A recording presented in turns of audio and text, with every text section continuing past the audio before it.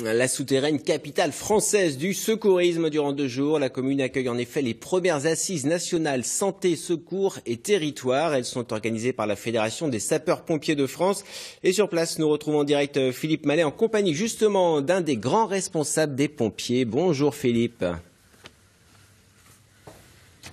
Bonjour Jérôme, ces premières assises sont effectivement un exercice tout à fait inédit pour tous ces spécialistes de la santé et du secours réunis pendant 2 jours à la souterraine. Des assises qui ont pour objectif notamment de chercher des pistes pour mieux organiser les secours et les soins. Grégory Allione, bonjour. Oui, bonjour. Alors première difficulté, le nombre d'appels et d'interventions des pompiers explose. Qui doit faire quoi dans ces conditions ?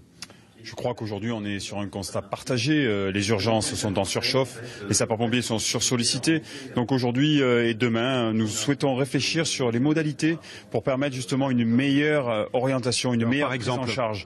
Tout simplement, nous sommes pour le 112 avec une meilleure répartition et un échange sur des centres départementaux d'appel d'urgence et travailler plus étroitement avec les conseils départementaux qui ont le sujet du social sur les territoires, travailler de meilleure façon avec les EHPAD, nos ARS, pour avoir une réponse globale et non plus serrée et travailler les uns et les autres dans nos secteurs qui nous sont propres, mais aussi travailler en interservice, faire en sorte que l'on soit sur une véritable politique publique de santé, de secours, de soins dans les territoires. Alors deuxième difficulté, c'est l'attitude de l'État qui est une attitude, on peut le dire, passéiste, attentiste même. Aucun membre du gouvernement ne sera présent à ces assises. Est-ce que ces assises vont pour autant faire bouger ou tenter de faire bouger les choses rapidement ? Écoutez, je crois que nous sommes dans un moment presque historique dans notre société puisque visiblement ce sont les territoires qui se mobilisent régulièrement pour faire comprendre ce qu'il en est.